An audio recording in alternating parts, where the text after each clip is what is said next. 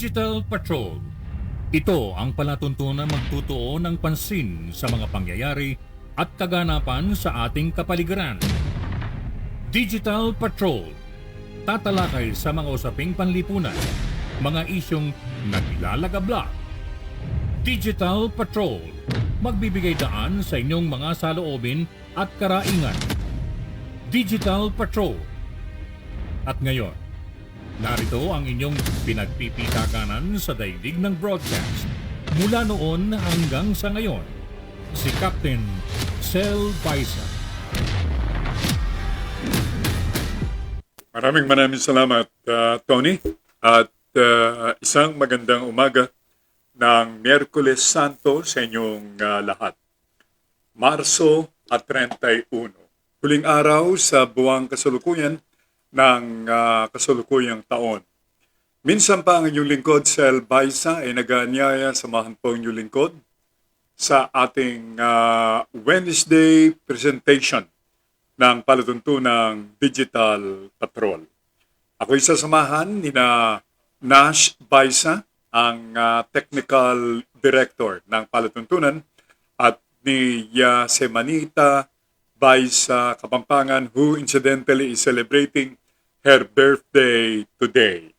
So, sa lahat ng mga nagdiriwang ng kanilang kaarawan, kasabayan si Semanita Baisa Kapampangan, ang pagbati ng palatuntunan, maligayang kaarawan sa inyong lahat. Welcome sa inyong Holy Wednesday presentation ng palatuntunang Digital Patrol.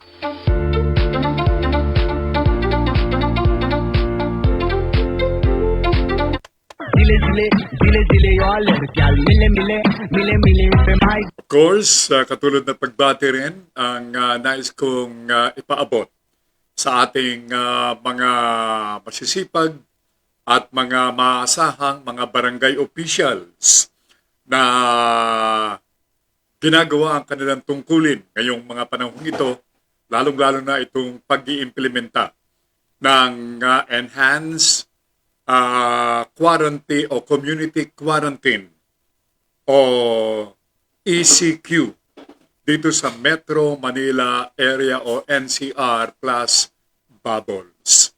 Ito mga kalapit na mga lalawigan katulad ng Rizal, Laguna, Cavite at Bulacan. Bueno, mga galo kong mga tagapakinig, umpisahan na po natin ang palatuntunan. Pakinggan natin ang kanilang response sa aking pagbati ng isang magandang umaga sa kanila, sa ating mga barangay officials. Isama na natin, of course, ang ating mga masisipag na mga overseas Filipino workers sa iba't ibang lugar ng ating mundo. Kamusta kayo? Thank you so much. At anytime tayo ikakawing i-hook up ng palatuntunang Pinoy Hour mula sa Alberta, Canada, sa lalawigan ng Calgary.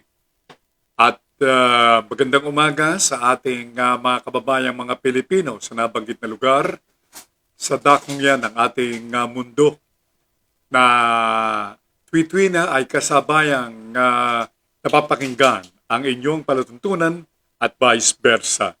Ang Pinoy Hour na naririnig dito sa pamamagitan ng palatuntunang Digital Patrol. Siyempre pa, good morning kay John and good morning to Melody and Children at 10 ng ating mga kababayang mga Pilipino diyan sa Alberta, Canada.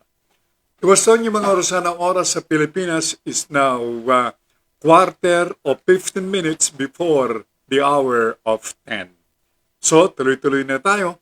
Let's officially open ang inyong palatuntunang Digital Patrol.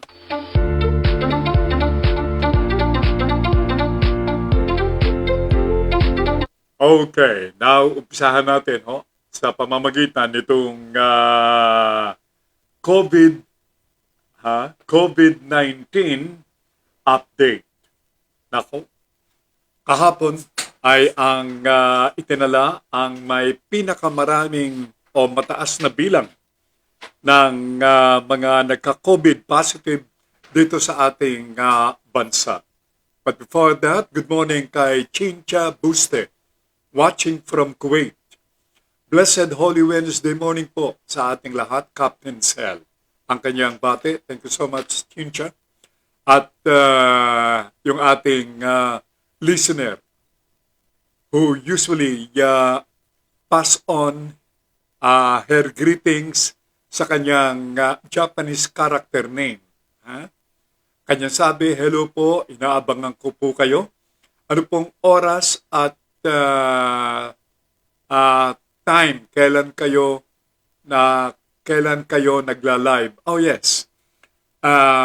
Well, from 9:30 to 11 in the morning. Okay? Yan ang ating official broadcast time. But due to some unavoidable circumstance, medyo na either nahuhuli ng kaunti o nagiging maaga ng bahagya. Okay? Thank you very much. Watching from Japan. Watching this time mula sa New Jersey, California, USA. New Jersey is not in California. Yan ay sa side ng New York. Magkakatabi yan eh. New York, New Jersey, going to Atlanta. Yan.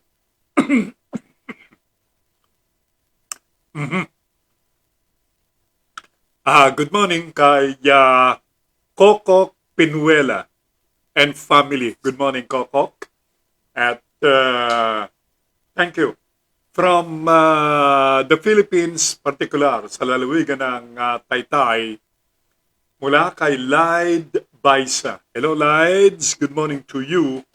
Ang kanyang bate, a blessed Holy Wednesday to all from ECQ Taytay, Rizal. Yes, indeed. Maraming mga lugar, malawak yung lalawigan ng Rizal at kasama yan sa NCR Plus.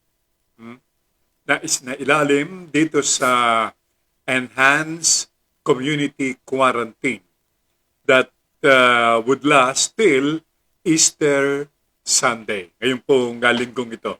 That's from March 29 to April 4. But, mayroong posibilidad na ma-extend o mapahaba pa ng 1 linggo itong ECQ dito sa NCR Plus. Sa rekomendasyon ng Department of Health, sa ngayon kay Undersecretary Maria Rosario Berhere, ang ideal na time frame daw sa pagpapa-implementa nitong ECQ sa NCR Plus bubbles ay dapat 2 weeks. Yan ay sang-ayon sa DOH. Kaya naman, kanilang nirekomenda sa Interagency Task Force on Anti-COVID-19 na palugitan pa o pahabain pa ng 1 linggo. So that would mean April 5 to April 12.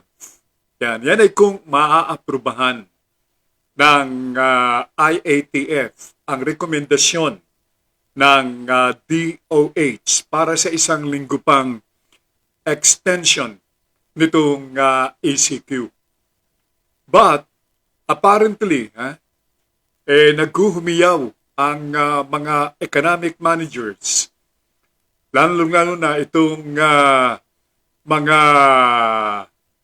namumuno ng ating mga ahensya sa paghahanap buhay, katulad ng DOLE at maging ng National Economic Development Authority o NEDA sa ilalim ng pangangasiwa ni na Secretary Bebot Bello III at Carl Chua ayon sa kanilang pagkakasunod.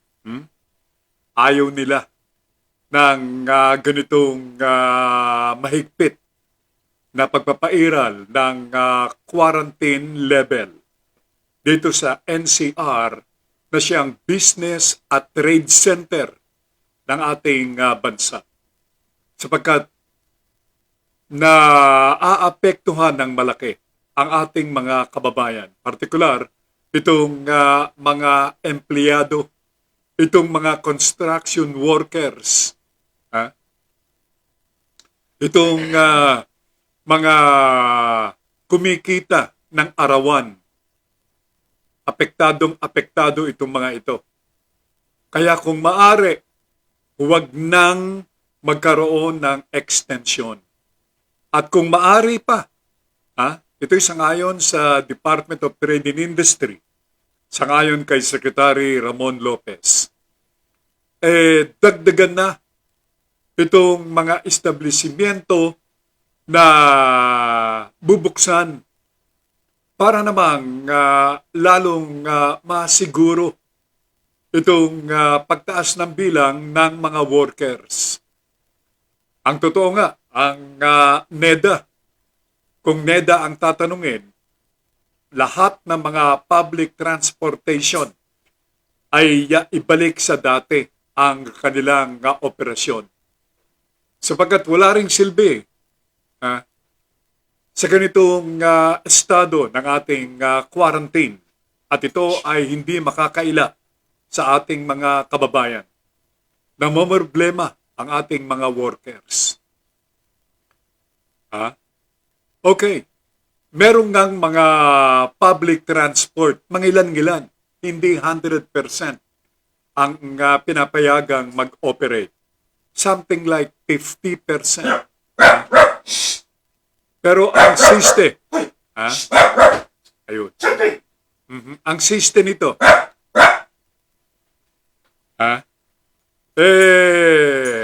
kulang na kulang itong mga public transport. Kaya namang itong mga public transportation ito, kasama na of course ang mga jeepneys, kasama na ang taxis, buses, ang mga tricycle.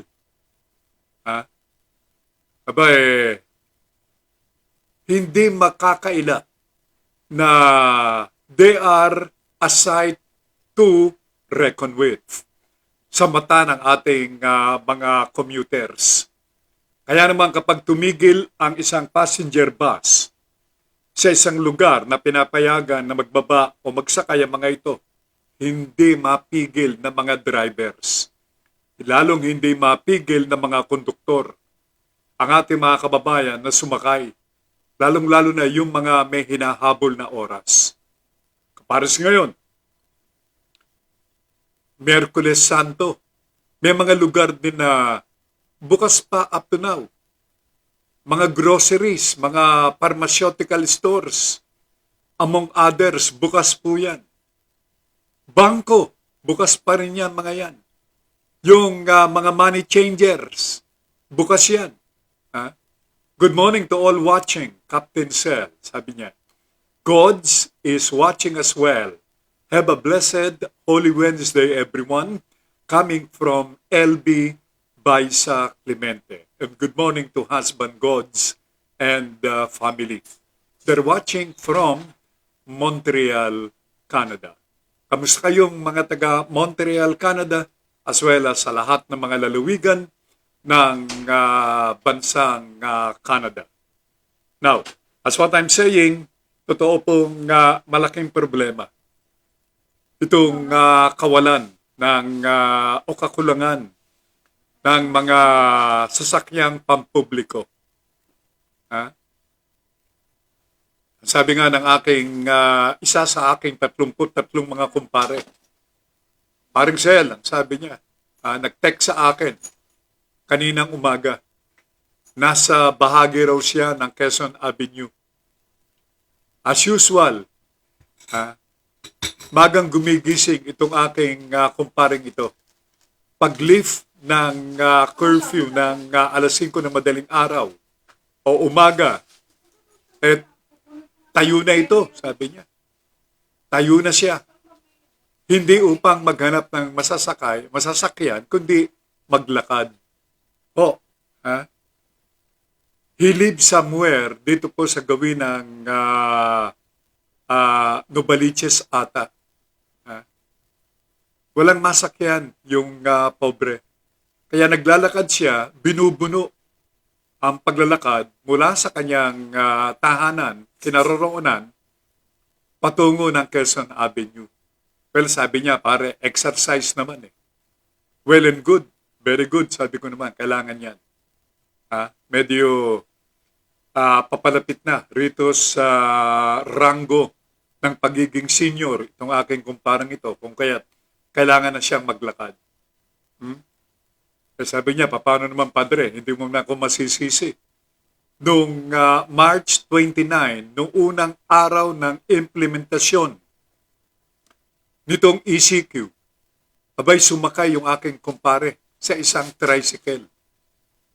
Patungo doon sa gawin ng Commonwealth Avenue na something like, if my memory serves me right yet, ang layo is something like 5 kilometers, kung hindi man malapit sa 5 kilometro layo.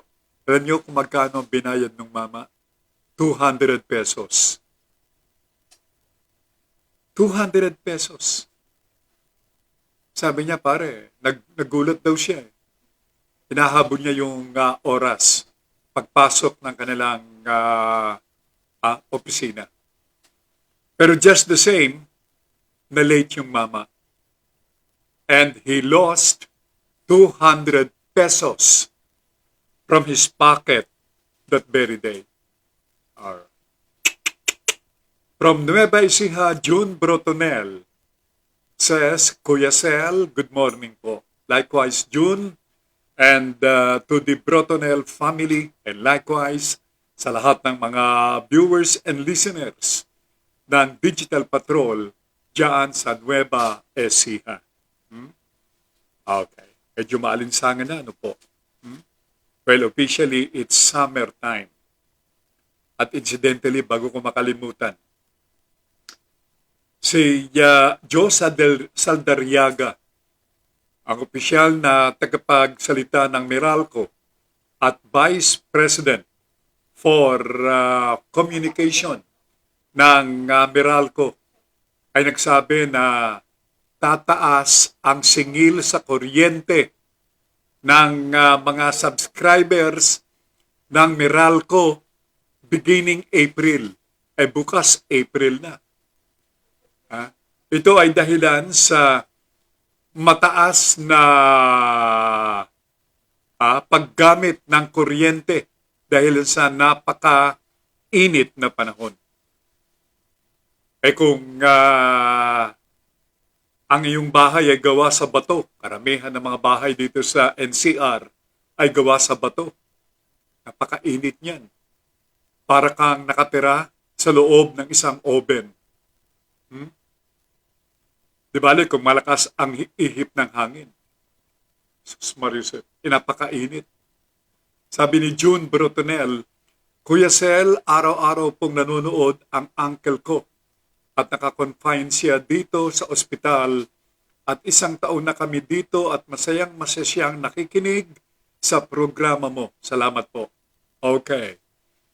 Kay, I presume a name, kay Elder Brotonel. Magandang umaga po sa inyo and happy to note na you're happy indeed sa panonood at pakikinig sa palatuntunang Digital Patrol. Salamat po ng marami. Pagaling kayo, ho? Pagaling kayo. Likewise, ating mga viewers dyan sa far country, well, excluding of course, ang Montreal, ang Alberta, Canada, but I'd like to say good morning likewise, ho? Doon sa ating mga kababayan, mga Pilipino sa Thailand. Good morning kay Mark Baredo. Good morning, Mark. And friends mga Filipinos diyan sa Thailand. Keep on watching and keep on listening as well. Likewise, good morning sa aking one of my pamangkins likewise, si Maxi Baredo, who's watching diyan sa, may trabaho pa, sa compound ng ISC sa Taytay Rizal at sa lahat ng mga workers ng Sahara Cement Proofing. Good morning, good morning, good morning, and keep watching and listening sa program. Likewise to the Bareda couple, John and Techi Baredo, si Mayor John ng Baredo family. Yan. Walang balak talaga. Despite my,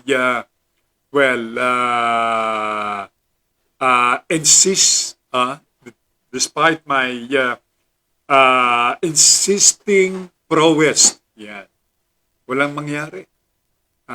Okay. Good morning kay Presi Estrada. Hello, Pres. Pres. Thank you very much, Pres daw.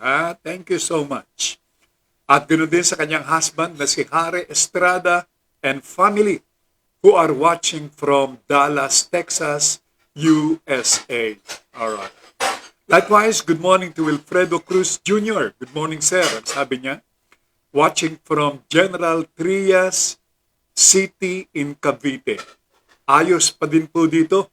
Marami pa din pasaway. Yes. And apparently, Wilfredo Cruz Jr. is referring to dito sa ating mga kababayan na hindi sumusunod religiously despite all reminders na gumamit at sundin itong health protocols. Paggamit ng face mask, face shields, paghuhugas ng kamay, at physical distancing. Wala. Marami pa din ang pasaway sang-ayon kay Wilfredo Cruz Jr. Incidentally, I'm asking everyone in Sunbury to please share the program. Maraming salamat. Incidentally, tayo po ay napapanood live dito sa Broad Streamcast Communicators. Ito po ay platform sa social media. Alright.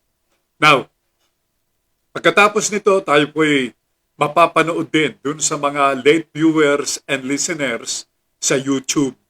Okay? Salamat kay Charlie Fry, ang ating isa sa mga colleagues dito sa channel na ito, na gumagawa ng paraan upang inyong mapanood, masubaybayan, replay ng palatuntunang Digital Patrol sa YouTube. Ang oras po'y ganap na alas 10:10 ng umaga Philippine time. Maraming salamat. Again, share the program.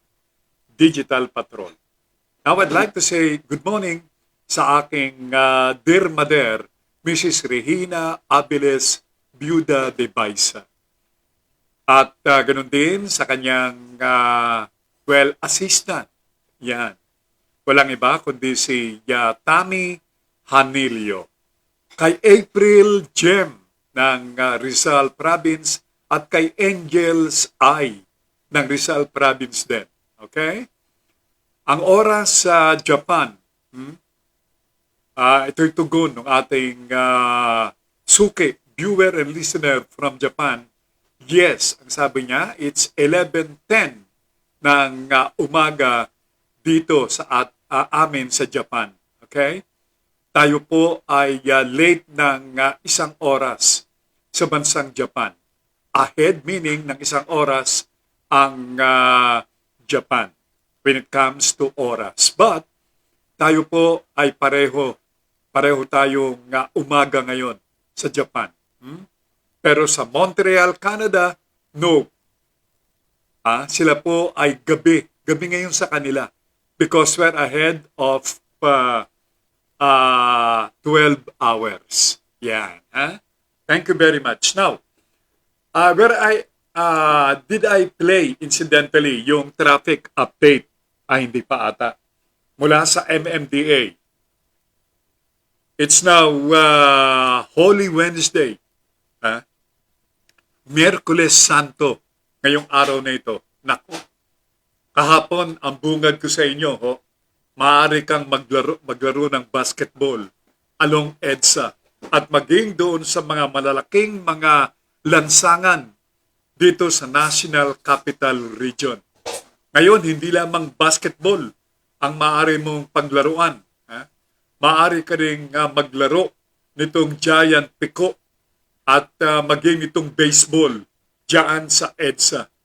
Naku, wala daw sasakyan gaano. Walang sasakyan halos dito sa National Capital Region, notably sa EDSA. Narito ang ulat sa daloy ng trapiko ni Charlie Nozares. Good morning din sa kasamang sel, ganun din siyempre sa mga tagapakinig ng digital radio at sa mga oras na ito talaga namang nakikita natin dito sa ating mga CCTV monitor sa Metro Base na napakaluwag po ng ating mga kakalsadahan sa Metro Manila at wala po tayong nakikita mga pag-build up sa daloy ng traffic. Maliban lamang po yung dyan po galing sa may bahagi ng Marcos Highway papunta ng Libis na medyo nagkakaroon ng build-up dahil meron nga pong checkpoint dyan. Pero after nyan, pagpasok po ng C5 ay maluwag na po ang daloy ng mga sasakyan. At para naman sa karagdagang mga traffic advisory at emergency assistance, maaari kayong tumawag sa ating MMDA hotline 136. Kaya mo natin traffic update sa oras na ito mula pa rin dito sa tanggapan ng MMDA Metro Base, Charlie Nozares, Nagulat. Maraming salamat, Charlie. Paglilingkod bayan ng MMDA sa pakikipagtulungan ng Digital Patrol. Now, yes, merong ayuda na pagkakaloob ang ating pamahalaan to the tune of 4,000 pesos, but it will be in kind. Yung cash ibibigay sa kanilang LGU officials at who in turn ay bibili ng groceries in kind to be distributed sa kanilang mga konstituwento. And Willie Cruz Jr. nag-react dyan. Ang sabi niya, Sir, mas maganda daw po pera ang ibigay. Yan sa ngayon kay Willie. Kaysa grocery. Yung grocery daw po, pwedeng mabawasan Yan po ay pananaw ng isang taga Nueva Ecija. Mukhang ito rin ang apprehension ng mga taga Nueva Ecija. Kung maaari, pera na lang at wag ng grocery. Okay. Lides of Taytay Rizal says, according to infection expert, isa sa paglobo ng COVID transmittal ay ang pagkain ng sabay-sabay na normally ay nangyayari sa workplace at kabahayan, kung saan mag-aalis ng mask at shield at magkikwentuhan.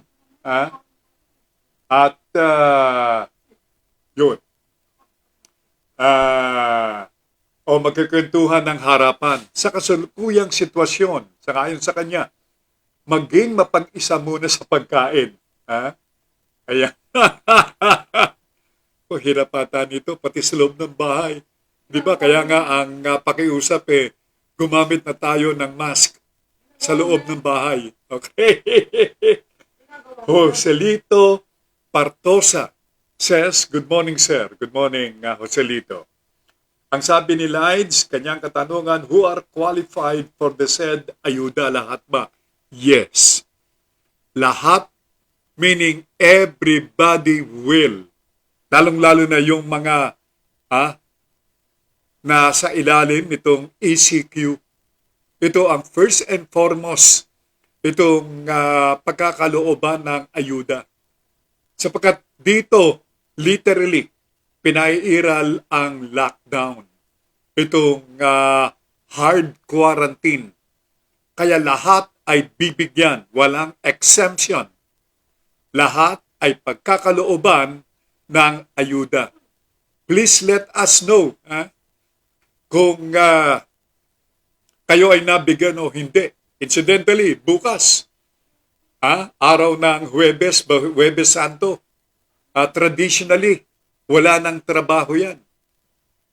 Kaya kung nakikinig ang mga pamunuan, ang iba't ibang mga LGUs, dapat mamigay na kayo ngayon, mag-distribute na kayo nitong groceries para sa inyong mga konstituento because tomorrow, wala nang pasok ang mga yan. Kapag hindi nyo naibigay itong grocerya ngayong araw na ito, nga itong mga ating mga kababayan na katulad ng inyong lingkod, katulad ninyo, ay umaasa ng tulong na grocerya. Hindi ho ba? Nga. Sabi ni Chincha, para po sa akin ay mas pabor ako sa pera na lang po ang ayuda dahil ang bawat pamilya ay may kanya-kanyang pangangailangan bukod sa pagkain. May punto, pero wala na eh. Ang final decision, Chincha, in kind ang pagkakaloob, in kind, grocery. Yan. Kaya walang pera. Kaya doon sa ating mga LGU officials, pwede ba ibalot nyong maigi naman ang inyong ipagkakaloob na mga groceries? Sana ang maganda pa nito, bago ninyo ibigay halimbawa, ipalabas ito sa mga television stations, whether dito sa inyong Facebook at maging sa mga stream televisions. Ipakita lang ninyo kung ilan pati, kung ano itsura, kung ano ang kulay mismo para magkaroon ng idea yung ating mga recipients kung ano ang darating sa kanila. Baka pag dumating sa kanila, iba na. Meaning to say, nagkaroon ng hocus-pocus. Hinokus-pocus noong magdi-deliver nito. Sabi ni Lides, yan ang penitensya sa tao pag di nabigyan ngayon. Ayan, tama nga naman. Penitensya. Sabi ni Peter Yap, good morning Captain Sel at sa lahat ng sumusubaybay sa inyong programa. Happy birthday daw kay Ate Net. Okay, thank you so much Peter Yap. Nakaabot ang iyong pagbate. Alright. So, penitensya. Kapag uusapan yung penitensya, pinagbabawal ng pamahalaan itong pananakit ng inyong sarili. Walang penitensya. Bawal yung pananakit ng inyong sarili sa mga lansangan sapagkat sa mga panahong ito, marami na tayong dapat na nakikita sa lansangan na nagpipinitensya. Maging itong pabasa. Dapat narinig ho natin yan. Hindi ho ba tuwing sumasapit itong ganitong pagkakataon? Pabasa. Kanya-kanyang bersyon. Meron yung nakakatulig sa tenga. Meron naman yung tunog rehilyoso talaga. Meron yung pabasa na tunog Beatles, ang himig. Merong kung ano-anong uri, mapapainda ka. Pero meron naman yung tunog simbahan. Pero wala ngayon yan. Bawal. As in, bawal. Kaya wala yan. Pati nga sa Biyernes Santo, yung taon-taon ay dinarayo ng mga dayuhan mula sa mga ibang bansa, yung mga turista, pinagkakaguluhan. Yung mismong pagpapako sa krus. Diyan sa Potot, kung tama ang aking pagkakasabi, yung lugar diyan sa San Fernando, Pampanga. Diyan pinapako sa krus, pinagkakaguluhan yan eh. At maging yung mga nagpepenitensya, yung may mga tinik na kinakabit at pinapalo, hinahampas sa kanilang likuran. Yan. Ilan lamang yan sa iyong makikita tuwing sumasapit itong linggo ng Semana Santa. Yung nga lang, palaspas, pinagbawal yan eh.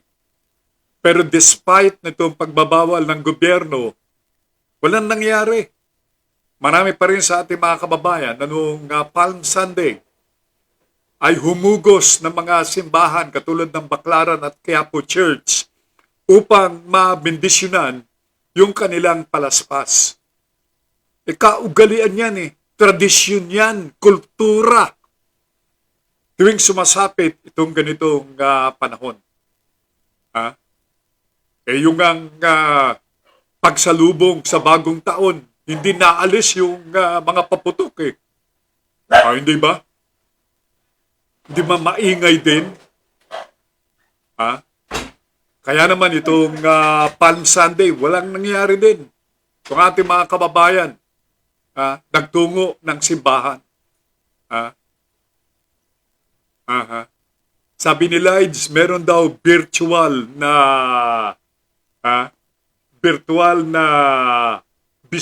bisita iglesia. Tuwing Huwebes po yan, Huwebes Santo. Some television stations are doing it. Yan. Virtual bisita iglesia. Virtual parang tunay, ibig sabihin. Alright? Thank you. Yan po yung bukas. Huwebes Santo.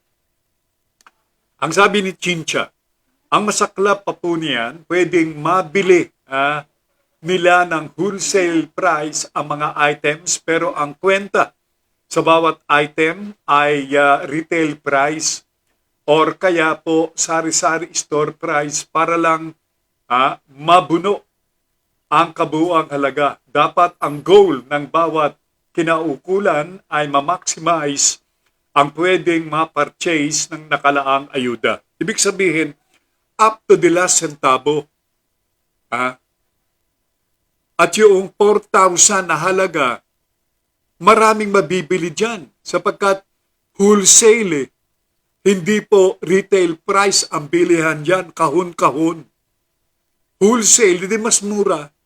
Ibig sabihin, yung retail price, yung 4,000 na mabibili, para kang magagamit mo yan sa kwenta ng mga 5,000 piso.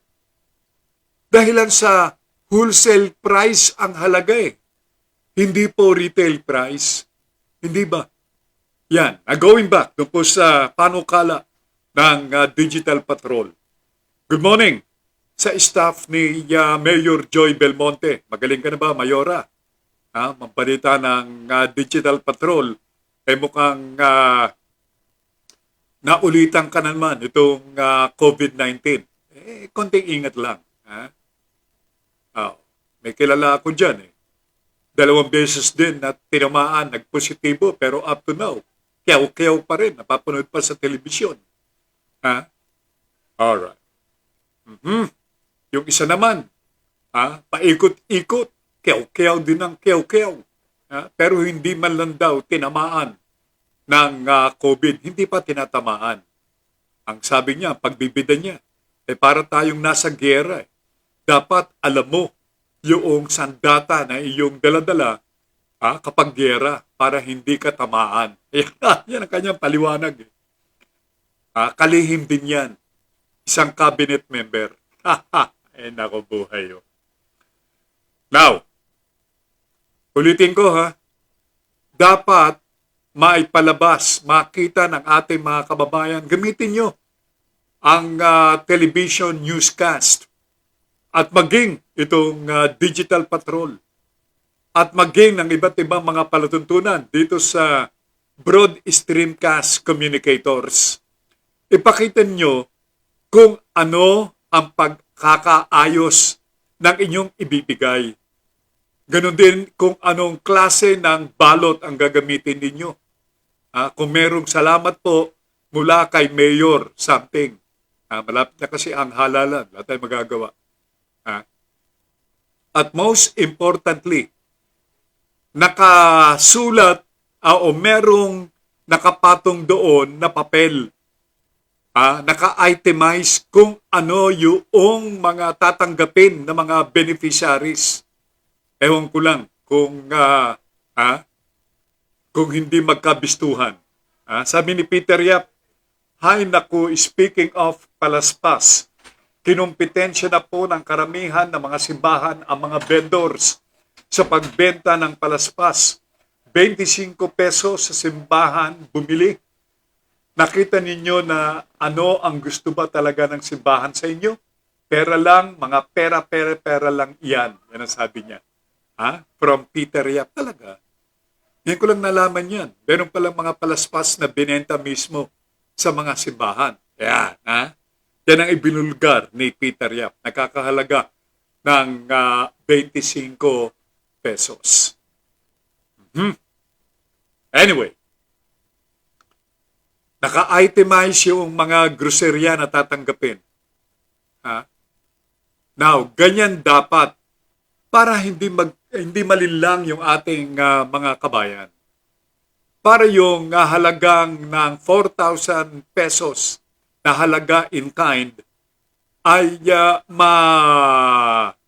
ma-meet ng ating mga kababayang tatanggap ng tulong o ayuda.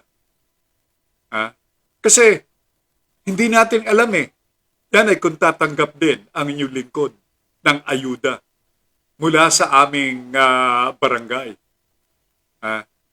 Kasi doon sa financial assistance ng Bayanihan 1 at Bayanihan 2, 0. Wala po kaming tinanggap. So nga po kami. Ngayon, dito sa ayuda, sana makatanggap naman kami. Dahil lang may mga kapitbahay kami na tumanggap sang-ayon sa kanila, pero meron naman na hindi. Ano yan? Palakasan. Kaya, ang panukala ng Digital Patrol dapat magkaroon ng idea ng ating mga kababayan kung ano ang kanilang tatanggapin.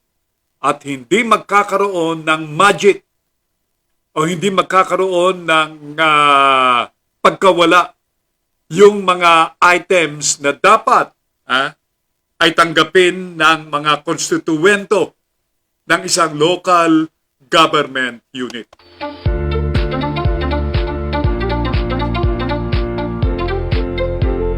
Sabi ni Lides, picturean na lang natin for public post ng Facebook. Pwede rin. Kaya lang, ang problema kasi Lides, yung paglabas-labas, mahigpit Palagay ko, lalo na bukas. Sapagkat, except for those working in media, kami wala Talagang kailangan namin magkaroon ng ideya kung anong kaganapan. By the way, we're coming back on Monday, April 5. Bukas wala pong broadcast. Ang broad streamcast communicators. Wala po. Ay sang-ayon sa aming program committee. Tomorrow, up to Saturday, up to Saturday nga pala, ay walang programa. Pero Sunday, yan, magkakaroon na yung mga Sunday programs.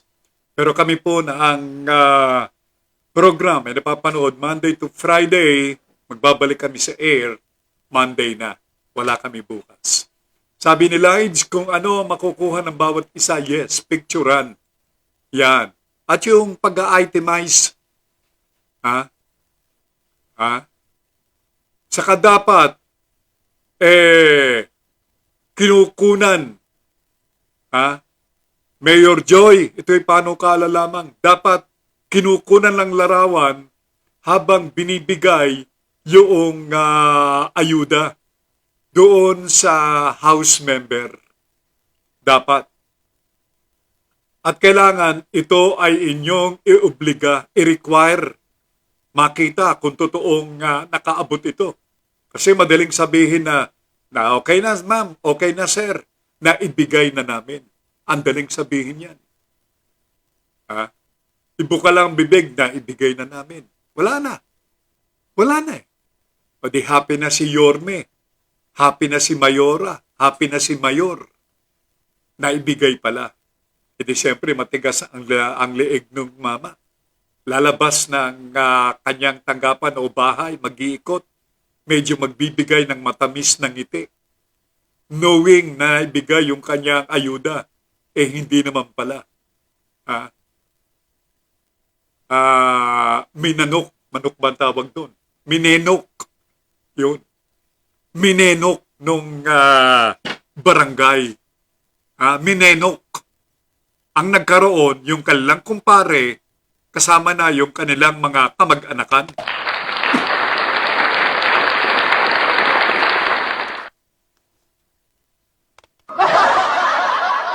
Yeah. Oo. Maawa naman kayo dun sa mga nag-iisip ng ganyan.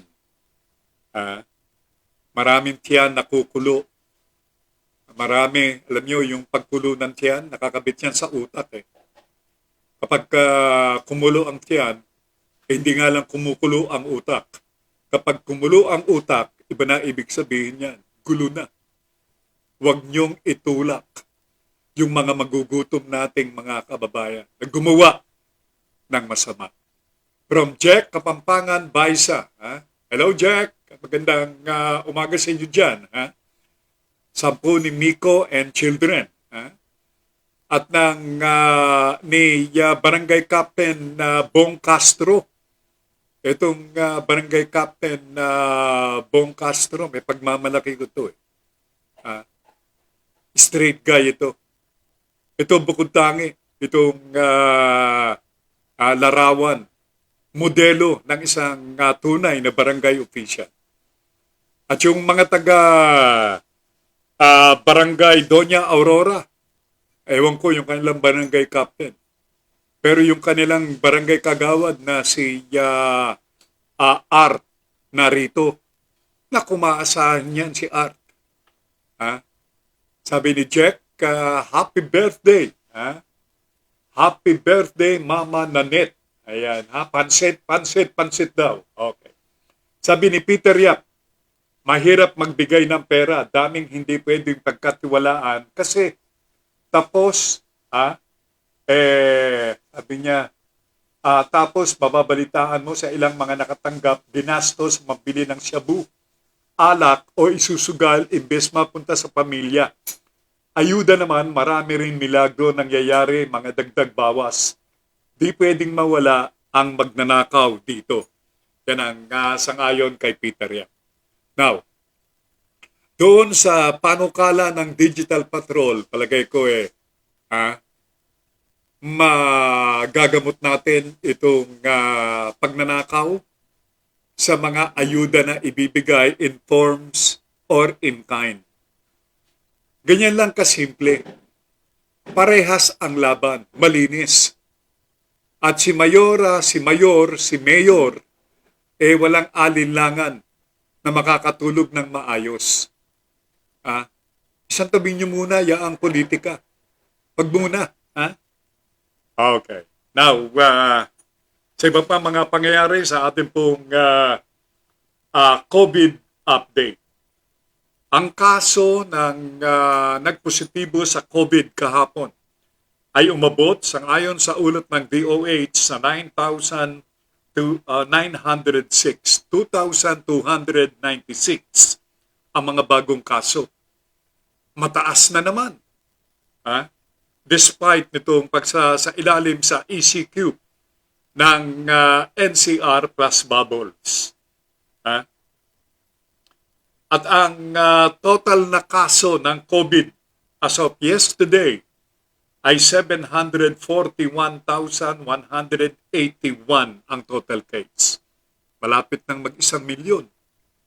Mariset, Palagay ko, may hinula o hula ang inyong lingkod at ang palatuntunan na by the end of April, baka umabot na tayo sa 1 million mark. Sapagkat sangayon sa Okta Research, ang kanilang projection o prediction ay aabot sa 12 to 13,000 a day na kaso ng COVID-19 starting April. Despite nitong pagsasailalim ng NCR plus bubbles sa Metro Manila area at mga 4 na katabing lalawigan. Ang aktibo na kaso na hindi pa raw gumagaling ay umabot na sa 624,000 plus active. Ito namang gumaling ay 103,000 nakapag-recover. Ito po ang ulat ng DOH. At ang mga namatay ay 13,191. 13,191. Kasama na si Miss Claire de la Fuente, ang tinatawag na Karen Carpenter ng Pilipinas, na namatay di umano sa karamdamang COVID. Dinagdag ko po yung di umano sapagkat marami akong mga naririnig na kung ano-ano. Ngayon daw ang labanan, kahit na hindi ka namatay sa COVID, abay sasabihin nung pagamutan, ilalagay natin, papipirmahin yung relative na sumasang-ayon siya na ikinamatay ng kanyang kamag-anak ay COVID. Dahil sa, good morning Charles, good morning kay Chona and Chase. Dahil sa wala raw babayaran sa pagamutan. Totoo ba ito mga doktor? Masakit itong akin babanggitin. Pero ito ang narinig ng palatuntunan na kumakalat sa kasulukuyan. Nagawa-gawa lamang di umano itong karamdamang COVID na ikinamatay ng ating mga kababayan, although hindi naman totoo.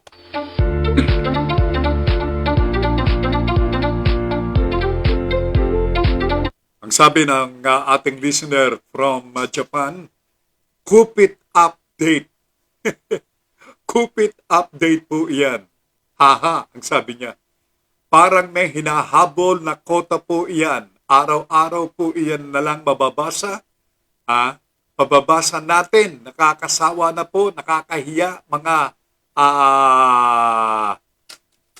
tanong na di maubos-ubos. At nadadagdagan pa. My goodness. Tama ka. Our listener from Japan. Lagi na lang yan eh. Kaya naman sa Western Pacific region, nangunguna ang Pilipinas. Hindi sa paramihan ng bakuna, hindi rito sa mga pangunguna sa pagturok ng bakuna, kung hindi dito sa may pinakamaraming nagpositibo sa bakuna. Abay, sa loob ng 1 taon, mantakin ninyo. Ito na ang nauulat sa mga pahayagan, nauulat sa mga telebisyon, sa radyo at maging dito sa YouTube at maging dito sa Facebook. Maging dito sa mga palutunan, sa broad streamcast communicators. Maging doon sa community radio ng ating kasamang Rene Techanco. Ayan Rene, pinlag ko na. Okay. Bakit ganun? Hindi na natapos-tapos. 1 taon. Sana sa loob ng 1 taon, ang binabalita natin ngayon, balik na po tayo ngayon sa dati, okay na. Ayan. Itong ngayon ay usap-usapan naman. Itong ivermectin. Ito isang gamot laban sa COVID-19. Nasang-ayon dito sa pagdinig na sinagawa ng mababang kapulungan kahapon sa pamamagitan o pangunguna ng Committee on Health.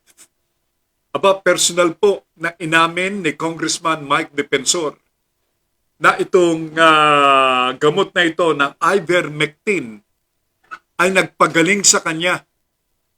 Gumaling siya dito sa ivermectin. Sinabi niya ho yan sa hearing. Peter Yap says, akala ko may pinakamaraming di pwedeng pagkakatiwalaan. Ang sabi ni Peter. Sabay tawa. Now, itong ivermectin, sang-ayon daw po sa World Health Organization, ay hindi karapat-dapat na gamitin o inumin ng tao sapagkat ito raw ay gamot ng hayop. Yan ang sinabi ho. Noon daw panahon na ang karamdaman o peste ng mga hayop tulad ng baka, kambing at ng aso ay kumalat, ang pinaiinom daw ay ivermectin. Pero mismo isang congressman, hindi naman hayop si Congressman Mike Defensor, gwapo yan. Sinabi, inamin niya na siya'y gumaling sa pamamagitan ng ivermectin. Ivermectin is the name. Now, dalawang malalaking laboratorio dito sa Pilipinas ang nagsabi na sila'y magpuproduce nitong ivermectin kung sakali at ito ay bigyan ng go signal o payagan ng ating pamahalaan. Sabi ni Peter, ivermectin may human grade po. Yan, ang sabi ni Peter.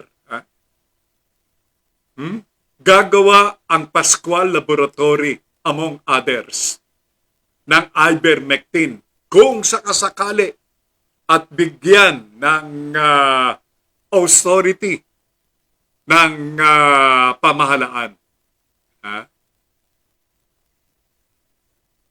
Yan ang sabi ng Pascual Laboratory. Itong ivermectin, sangayon po sa impormasyon na tinanggap ng palatuntunan, ay nagkakahalaga ng 350 per bottle.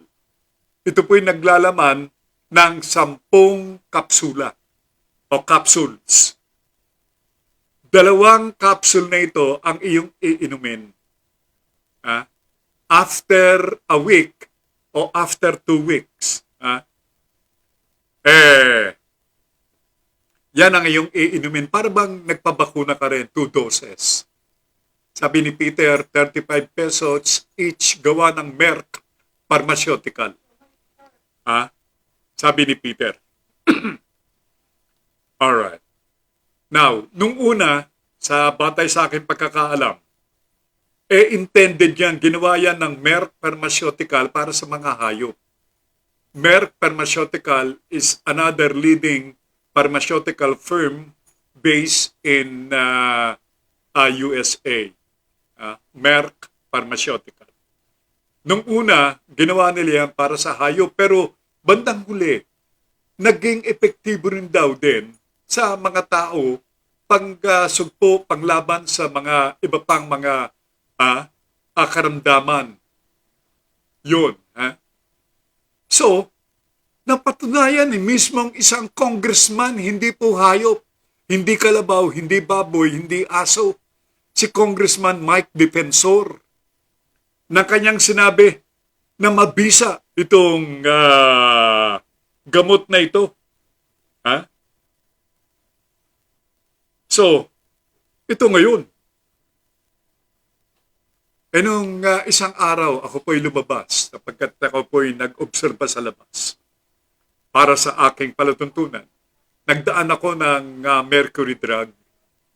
Nagtanong ako kung meron silang gamot na yan. Ivermectin. Sabi sa akin, wala po. Doon sa isang maliit na butika, sabi sa akin, meron po, pero hindi namin binibenta. Ayan, mukhang meron na kagad na utos na huwag ibenta. Sino ang may utos? Yan ang katanungan.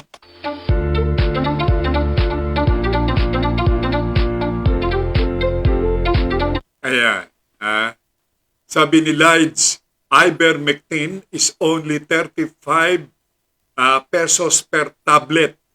compare doon sa 28,000 na pinopromote ni Director General ng FDA na si Eric Domingo. Yan. Ha? Hindi. Lides yung nakarating sa aking impormasyon. Yung 35, yes, tama, 35 pesos per capsule sapagkat 10 capsule yun nasa isang bote na nagkakahalaga ng 350 pesos. Kayang-kayang bilhin yan. Ha? Meron na kagad na testimonial na siya ay gumaling dahilan dito sa ivermectin. At mismo, yung si Dr. Alan Landrito, isang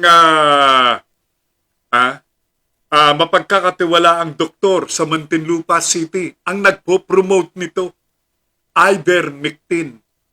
Bakit hindi bigyan ng pagkakataon ng ating pamahalaan? Sabi ng FDA, wala naman lumalapit sa amin para bigyan ng emergency use authority ang ivermectin. Yun ang sabi nitong si Director General Domingo ng FDA. At sang-ayon kay Lides, it can prevent COVID as well.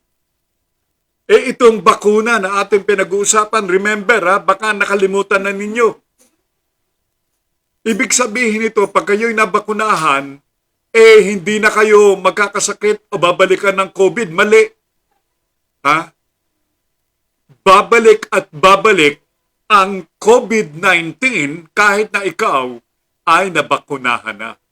Pero dito raw sa gamot na ito na pinopromote ngayon ni Dr. Landrito ng Muntinlupa City at marami na ang nakasubok nito. At isa na rito ay si Congressman Defensor ng Quezon City. Ito raw ay mabisa. At ito hindi ka na mauulitan ng COVID-19. Sabi ni Peter Yap. Wow, kita na ninyo anong silbi ng FDA na iyan. Hindi para sa masa, kundi pera-pera lang talaga.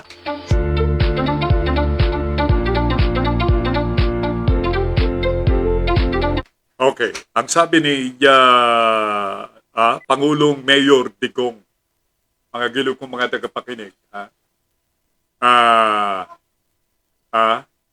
baka ingat yung mga nagbebenta ng mga peke.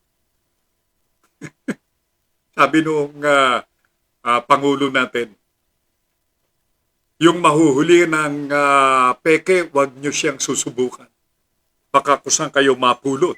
Inyo akong pilitin. Baka pupulutin talaga kayo kung saan-saan. I am not threatening.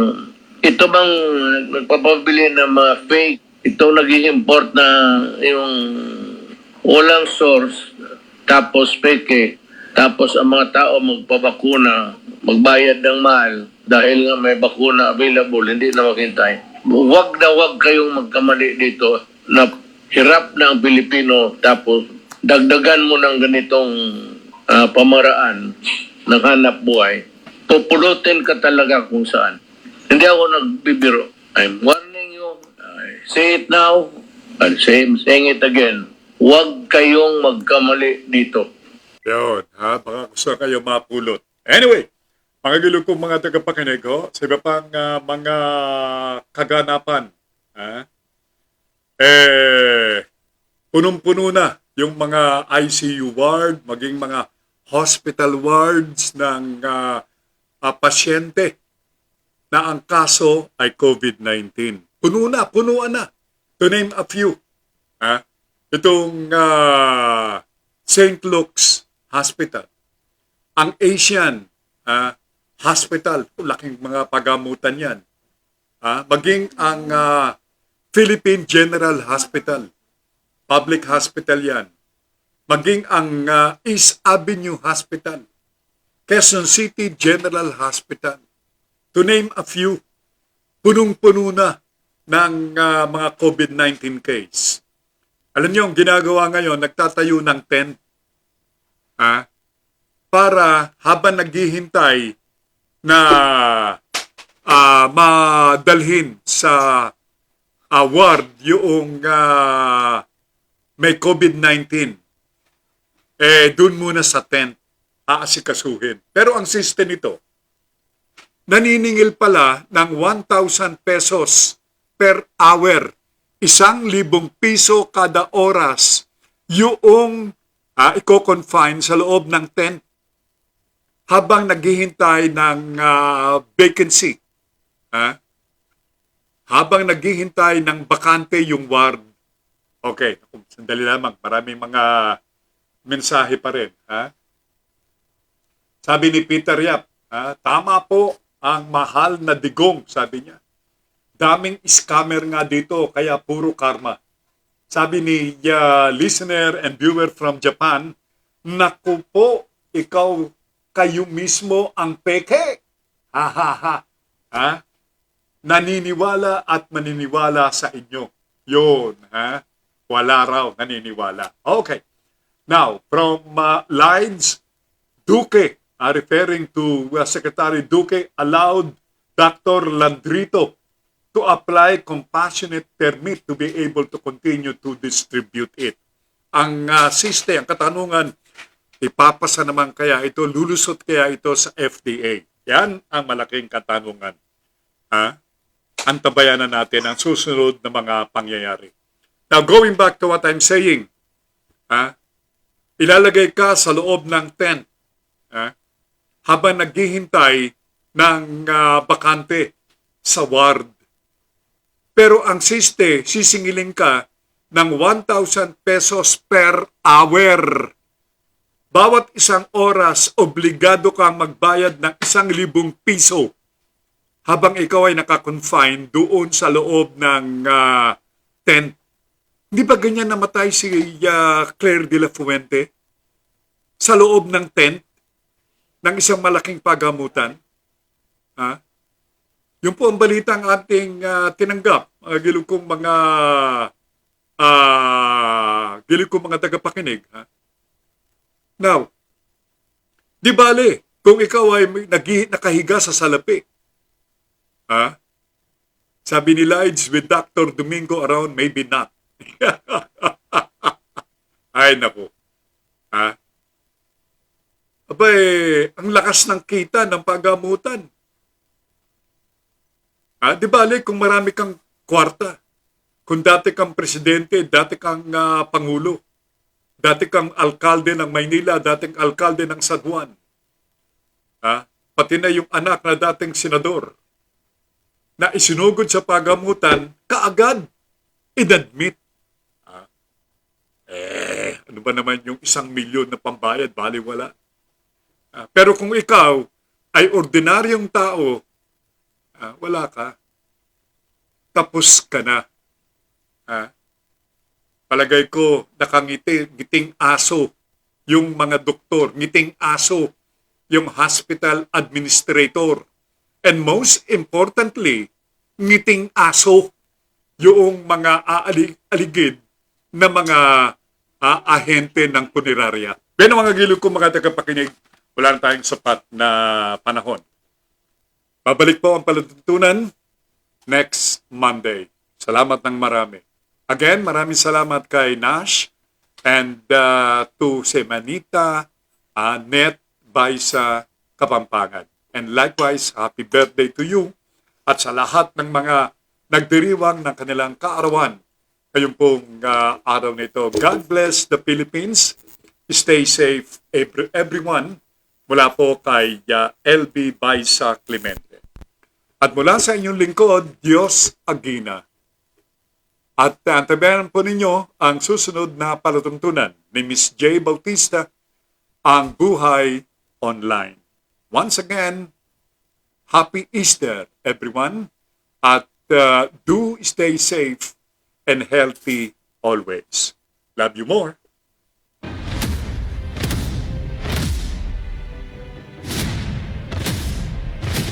Sumainyo ang Digital Patrol. Hanggang sa muli. dito pa rin sa Broad Streamcast Communicators. Maraming salamat po.